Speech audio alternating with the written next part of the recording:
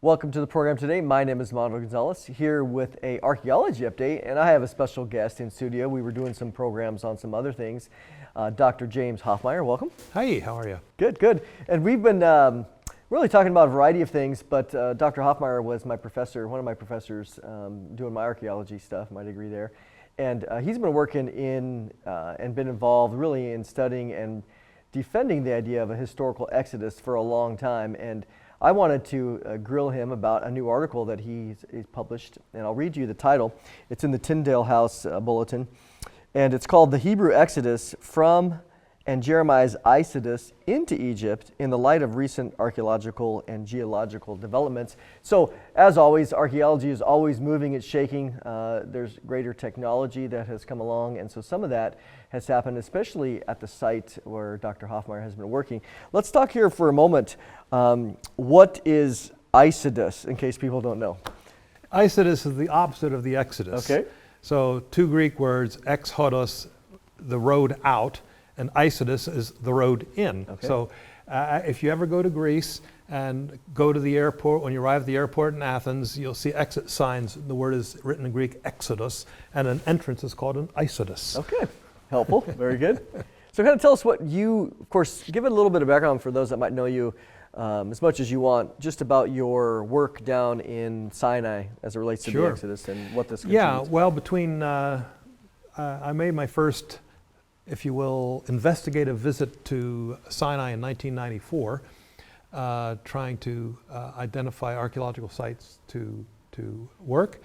And for the next several years, I was involved in surveying and working with a geologist colleague to do some what we call paleo-environmental research, trying to understand the ancient environment based on geological work, not so much archaeological, although the two methods overlap.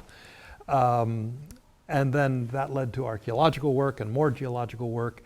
And we've tried to understand this northeastern delta frontier of Egypt. That's the zone between Egypt's delta and the Sinai proper. Because of the delta areas are very quick to develop and change because rivers meander and silt up and so on. So the area that was the eastern delta of Egypt, where two Nile branches flowed out into what is today Sinai, today is all desert. But in ancient times it was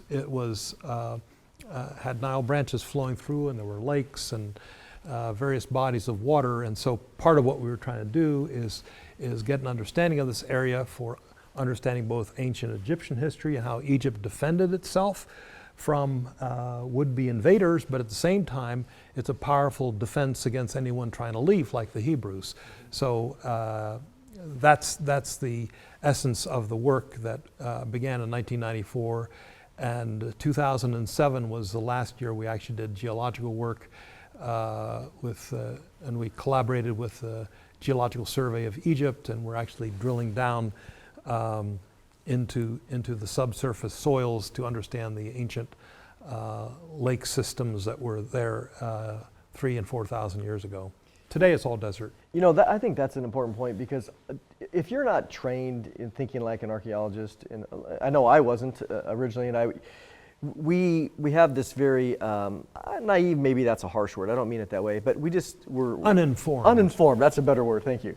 We have this uninformed idea that if I see something, I read something about in the Bible, I go there today, I look at it, and then I make a determination on what I see today versus, you know, at least with the Exodus, you're talking, 3,000 plus years ago, so that what you see today, we can't assume that it was a desert back then, right? I mean, it seems very basic if you're an archaeology person, but some people don't grasp that. So you're back there, you're digging down, looking for what it was like thousands of years ago. Right. We were aided, the geologists were aided by the fact that this whole area of North Sinai was being transformed into an agricultural zone. And so they had crisscrossed the area with drainage canals for runoff from the fields. And so in so doing, they basically did the geological work, that is exposing the subsurface soils down 5, 6, 8 feet, And so the geologist could simply go along and read the Wow. stratigraphy and see where there was black soil versus sand, and where there were shells, and where there were different kinds of sediments. And so that really facilitated our work, basically opening up. And there's only in a few places where we actually dug or drilled or augured down into locations that weren't cut through for us. Yeah. So this article that you've written, you bring up the idea of Jeremiah. Kind of tell us how, where you're going with it. How's Jeremiah involved? You know, Jeremiah lived way after the Exodus. What's the connection? First of all, it's my opinion, based, hopefully informed opinion, that the very zone through which the Exodus took place, namely the northeastern frontier of Egypt, was also the same area that somebody traveling the other direction would enter Egypt. We know there were two roads in and out of Egypt that connected Canaan. The one road ran parallel to the coast, although sometimes it's, you actually can't see the Mediterranean, but it was not far from the Mediterranean, and ran along a line to what is today still the crossing point between Egypt and Gaza, or the Palestinian territories, the town of Rafah. Mm-hmm. And Rafah was known going back 3,500 years ago in Egyptian texts. So if you're coming from Canaan to Egypt, when you arrived in Egypt, and we know this from biblical texts, that right opposite Egypt in this zone there was a body of water called Shihor. It's mentioned in the book of Joshua when it's talking about territories from Egypt onwards. It's actually mentioned in Jeremiah also. Again, it's called Shihor. Shihor is Egyptian, means the waters or lake of Horus, the sky god. So we know from the Bible, and this name Shihor also pops up in papyrus texts described as on the frontier of Egypt. Alongside of Shihor, or adjacent to Shihor, another body of water is mentioned in a papyrus called Anastasi III. Anastasi III mentions two bodies of water in parallelism, that is Shihor, and the other one is called Patufi. And the Egyptian word tufi is linguistically related to the Hebrew word suf, as in the Sea of Reeds. The name of the sea, when the body of water through the Israelites passed, when it's given a name, is called Yam Suf. Other times simply called Hayam, the sea. But the word Suf and the Egyptian word Tuf are linguistically related. They're cognate. And so what I have argued for is that these two bodies of water figure in both in terms of the Exodus and Jeremiah's entry to Egypt. As I said, Joshua, the book of Joshua mentions Shihor, as does Jeremiah, interestingly enough. And we'll leave the Exodus side of that story set aside because that's a whole topic in and of itself. But the reference to Shihor comes to us in Jeremiah chapter 2, when Jeremiah, or God speaking through Jeremiah, complains of how Israel is turning to its neighbors for political relief. And in 2:18, Jeremiah 2:18, God says, "And now what do you gain by going to Egypt to drink the waters of," and I'm reading from the ESV, "the Nile." In Hebrew it reads Shihor, the waters of Horus. It doesn't use the word Nile. There's a separate, and the Egyptian word for Nile is Yaor, and that's not used here. Mm-hmm. How it's translated this, at least some translations. So look at the contrast. What are you going to drink the waters of the Nile, or what do you gain by going to Assyria to drink the waters of the Euphrates? So I think our translators saw the word Euphrates, say that's a river, so Shihor must be a river, it's parallel. What I'm suggesting is that the two bodies of water represent the boundaries or the entry points to the country. You cross the Euphrates, you're in Assyria. You pass through Shihor, you're in Egypt. But Shihor is a lake, and we did investigation of that lake. It was approximately 5 miles long by 5 miles wide.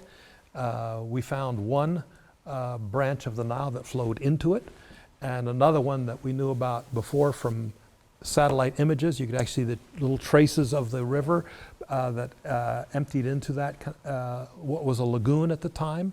It opened, and you can see in the image that we'll have available for you, that this lagoon, and by lagoon we mean it's a body of water that empties into a sea.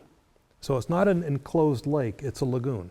Okay, so Nile water and then flows out and into the Mediterranean. So Jeremiah is speaking, as we'll see a little bit later, sort of making a political statement. Why do you turn to Egypt for help? When Assyria's beaten up on you, you turn to Egypt. If Egypt's beaten up on you, you turn to Assyria, and not turn to me. Jeremiah goes on, and if I get a little preachy here, it's Jeremiah's preaching. He said in verse 12 and 13, still in chapter 2, "Be appalled, O heavens, at this. Be shocked, be utterly desolate, says the Lord. For my people have committed two evils. They have forsaken me, the fountain of living waters, and hewed out for themselves cisterns, broken cisterns that can hold no water." And so he's using two images of water. The first one in a political sense of going to these countries, and the other one is choosing to drink water from a stagnant well or cistern as compared to drinking living water, which is flowing water from a stream like the Gihon spring in Jerusalem. You know, if you see the water green and murky in a cistern versus the bubbly fresh water coming out of the rock, what do you want to drink? That's a no-brainer. But in terms of their faith, they're doing this by turning away from God, the true living water. They're turning to pagan water that can only cause sickness and illness. So he's using two different water motifs, one political, one spiritual, in this chapter. But it's interesting that he mentions Shihor here, and again, it's hard to know sometimes when these things were written, but as we'll see, Jeremiah actually would have walked by Shihor in later times. So let's get to that part of the story. If you fast forward to the fall of Jerusalem in 586 BC, Jeremiah was captured, put in chains, and was going to be taken to Babylon along with the other exiles. What happened next was that Nebuchadnezzar, the great emperor, had heard of Jeremiah. Apparently Jeremiah's preaching was known because he was saying, hey, Judah, surrender, don't fight, you're only going to hurt yourself. The best thing is to submit, go into exile. That's God's plan. And so for that, Jeremiah was treated as a traitor by his own people, but by the king of Babylon said, hey, you're on my side. Yeah. I want to take good care of you. I don't want anything to happen to you. So we read about this in Jeremiah 39 and 40, where Nebuchadnezzar says to his general, Nebuzaradan, who actually took Jerusalem, he said, look, find Jeremiah and take good care of him, treat him well, etc., etc. And Jeremiah is given the option to stay in Judah or to go with him. And Nebuzaradan actually says, look, I will look after you well. I'll take good care of you, which is interesting that the pagans treated Jeremiah better than his own people did. But be that as it may, he decided to stay. About 2 months later, an assassination took place of the governor that Nebuchadnezzar had appointed, named Gedaliah. And along with him, there was a garrison of Babylonian soldiers that was there as peacekeepers or minding the king's interests, and they were killed. And the remnant of the Jews, and there were some Judeans who were left, said, we got to get out of here. Yeah, Nebuchadnezzar's coming back. You can't kill his governor. You can't kill his appointed. You can't wipe out his garrison and not expect reprisals. So they approached Jeremiah and said, look, we think we should go to Babylon. We should go to Egypt. What does the Lord say? And it tells us that for 10 days, Jeremiah prayed. Then the word of the Lord came to Jeremiah, stay, don't go to Egypt. Whatever you do, don't go to Egypt. Stay in the land. I'll take good care of you, et cetera, et cetera. And the people said, no, God didn't tell you that. We're going. And we find out that Jeremiah went along with these refugees now fleeing to Egypt. This is in chapter 42. And we learn that Jeremiah the prophet, this is Jeremiah 43 and verse 7, Jeremiah the prophet and Baruch the son of Neriah, who in chapter 36 of Jeremiah is the scribe who wrote down Jeremiah's dictations, who actually physically wrote the book of Jeremiah for us, and they came to the land of Egypt. So let's just stop right there. If we go back, and so Jeremiah, this is all taking place right after 586, apparently only a couple months after the fall of Jerusalem. So within a matter of months, we have this group of Judeans fleeing to Egypt thinking they're going to be secure there. Why does Jeremiah go? Why does Jeremiah not obey the Lord? Yeah, well, there must have been another word from God, because what Jeremiah does when he gets to Egypt is start to preach. He preaches. And so obviously God says, well, take your word and let him have it. So all that to say, Jeremiah goes with them and Baruch alongside.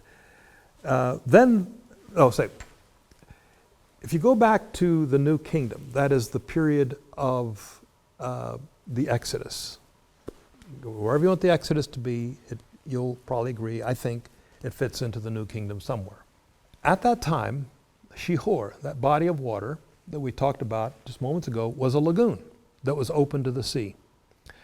Starting late in the 13th century, we have both geological evidence for this and textual evidence for this, is that there must have been a significant climate change, yes, climate change, in the 13th century BC in Central Africa, because the flow of the Nile is tied to rains in Central Africa. So the drought in Joseph's day was not because there was a problem with the Nile in Egypt, it was a problem with the rains in Kenya and Uganda and Ethiopia, the sources of the Nile.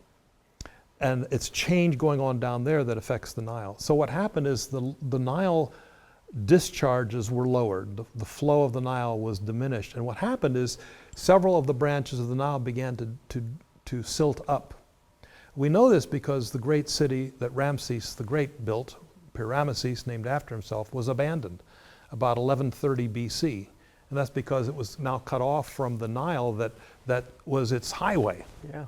And so here you have this largest city in the world that was just isolated, cut off.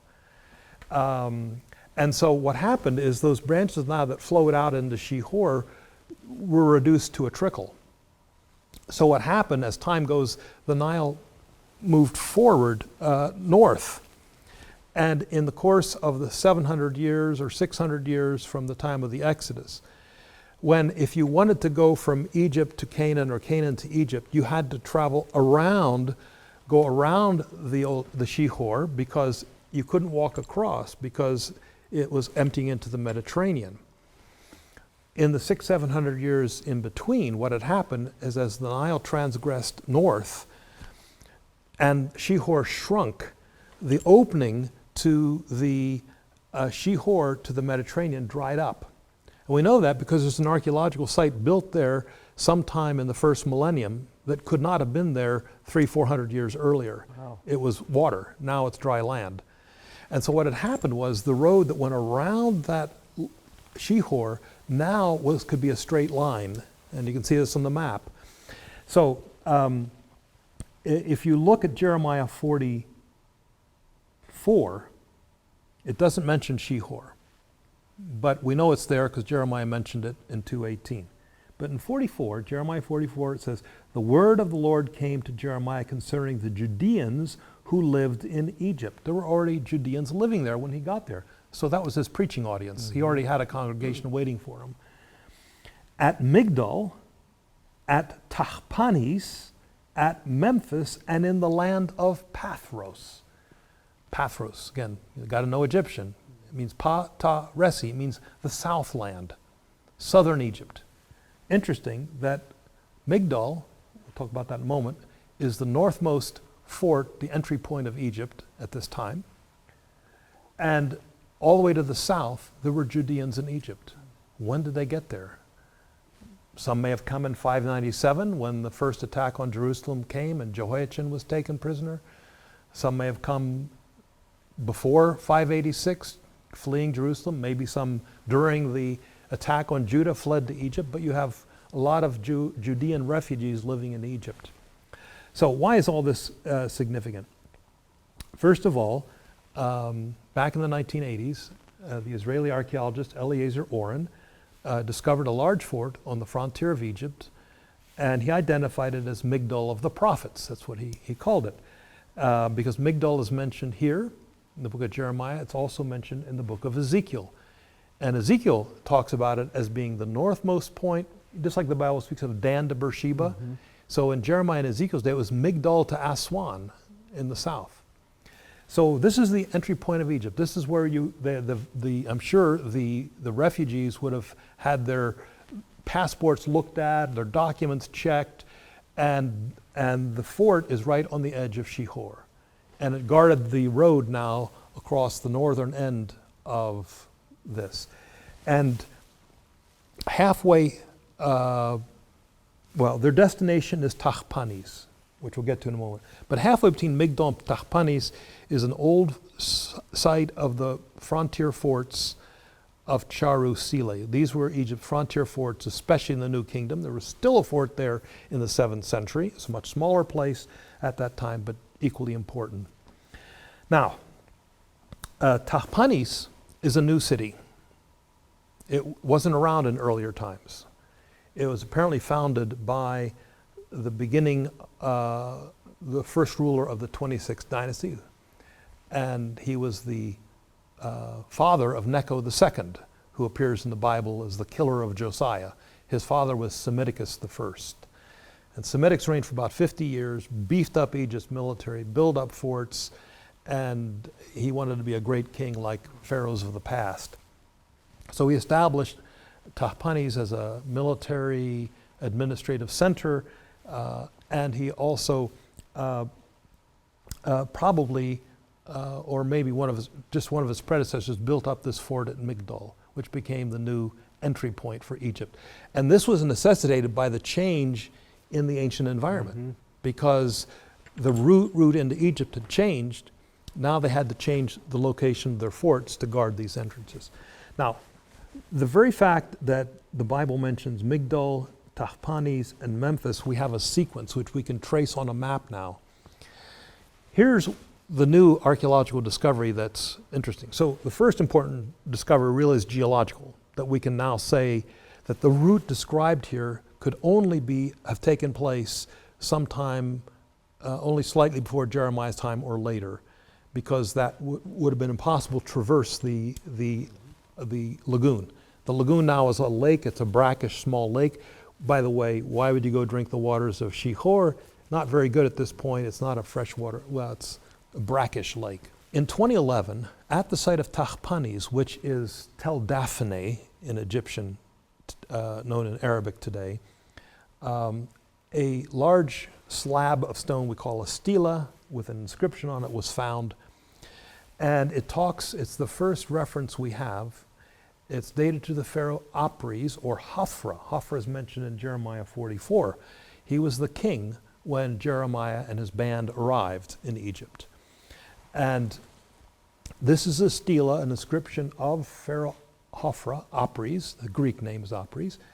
And he mentions in the stela that, and it's dated, by the way, to 582 BC, the 7th year of Apries, 582 BC. Why is that significant? Because 582 BC is the year Nebuchadnezzar's troops did return to Judah. Remember, this group left fearing Nebuchadnezzar would come. Reactions were not swift and immediate. They didn't have an air force until they got their armies together from whatever else they were doing to revenge the death of Gedaliah and the Babylonian garrison. It took a couple years. We know that date from Jeremiah 52, where it dates that, I think it's the 37th year of King Nebuchadnezzar, which works out to be 582 BC. So this is the first text ever found that refers to these foreigners, these Asiatics, and Apries is sending his army across Sinai basically to confront them and make sure they didn't enter Sinai and come into Egypt. So just fun speculation. Could Jeremiah and the military people he was with provided the intelligence to the Egyptians saying, hey, the Babylonians may be coming. You might want to be on, you might want to be on the lookout for them. Yep. It's just an interesting possibility, how they knew that they might be coming. So that was found in 2011. And it mentions they took the eastern road across Sinai. Now, last year in May, a second stela was found in the farm fields just outside of the Tell. So clearly the Tell, the archaeological site, is more than just where it is, because the fields are being and a farmer found this, I mean, it's like 6 feet tall and or more. And fortunately, he did the right thing. He called the archaeologists. They came in. And here's now a second stela of Opries. This was found in May of this past year. And there have been press reports and photographs, and so I've been able to look at the text.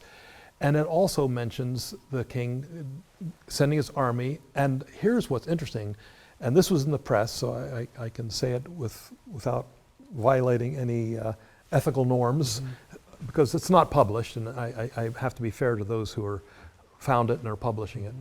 But it mentions the site of Charu.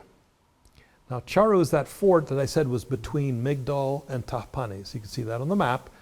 This means that Hophra's army, the Egyptian armies, was going on this very same road past Migdol that Jeremiah and his team came in the other direction. It adds another name in there. It adds the Charu name. And so it shows that that road was now the road to enter in and out of Egypt. And that represents a significant change since the Exodus, when anybody leaving Egypt would have had to go around the Shihor Lake, and now you could actually travel across the north end of it. So for me, it does a couple things. Number one, you can accurately now trace how Jeremiah and the group of Judeans came into Egypt. And this text and the geological and archaeological data, when you bring these three together, you can also see that the geography described here is very exact. He's got it nailed down perfectly. According to the proper time of when it would be. At the right time, yes, yeah, because Tahpanhes wasn't around earlier. So it's interesting that the Exodus story, which geographically is in the same region, many critics of the Bible say, well, the Exodus story and the geography and all this is written in the 7th century, and maybe it has some vague memories, but it's really written from the perspective and the time of the 7th century. If so, Tahpanhes would have been mentioned. It wasn't there in Moses' day, but it's here in Jeremiah's day. So sometimes things that are mentioned or things that are not mentioned can actually reflect changes both in geography or geopolitics or actually urban realities, where there were cities, where there were not. So this is the crux of this article, to sort of spell out the geological data, bring together the biblical text, the Egyptian text, and this is what I meant earlier by talking about biblical archaeology being really an integration of various disciplines, the chief goal of which is to help us read the biblical text with greater understanding. Well, I mean, this is pretty exciting stuff. I mean, I appreciate you sharing this. And you know, for those watching, Dr. Hoffmeier, you can go to the Tyndale Bulletin website if you want to see his article there. It is a technical article. It's meant to have all the footnotes and everything else. He's working on another kind of more popular article for Biblical Archaeology Review, which will be coming out soon. But this is where, when we do these archaeology updates, it's really important, because we talk, Lynn, I say a lot about humility, that in order to come to some sort of final declaration about really most anything, there's general parameters that are true and accurate. But here we have, as the technology has increased and more excavations even accidentally happen, more things come out of the ground, which shed light on the biblical record. To me, I'll just say this was neat to see the precision of the biblical record, which until now was unable to be appreciated. Would you say that's true? Well, yes, I think that is one of the benefits of this, because it brings together a convergence of these different sources of information. Any one of them by themselves would not have had the same impact, but it's the collocation of texts, archaeology, geology, the Bible, that makes this all come alive. Now, another interesting point is, I remember I mentioned there were two of these stela that were found of Pharaoh Hophra, both at Tel Dafina, or Tahpanes of the Bible. And when the first one was published in 2011, it was published by Dr. Muhammad Abdul Maqsood, who excavated the fortresses of Charu, and his colleague from the Sorbonne, Dominique Valbel, as published in French. But when they published it, they also went into great length talking about the Jeremiah references. Now, they didn't talk about Shihor and all that, but they talked about the events in Jeremiah that led to the Babylonians coming. And so I thought it's interesting that here are secular scholars recognizing that the Bible had a place in connection with what was going on in history. So that was a rather nice little touch. But then I've taken that like 2 steps further. Yeah, absolutely. Awesome. Well, you know, these archaeology updates, again, they're meant to show the reliability of Scripture, and these are just some of the things. And it's fun. It's fun watching it. It's fun having access to you to share. And so we're going to continue to keep these going. At the end of the day, we appreciate your prayers for what we're doing here. We want to continue to provide to you confidence in the Scripture, which ultimately, as always, points us to the gospel of Jesus Christ, that it's through Him that we're saved. And as you watch these, we're unashamed to say that these are going to help us to really see the reliability of Scripture and point to the gospel. So appreciate you watching, and we will see you next time.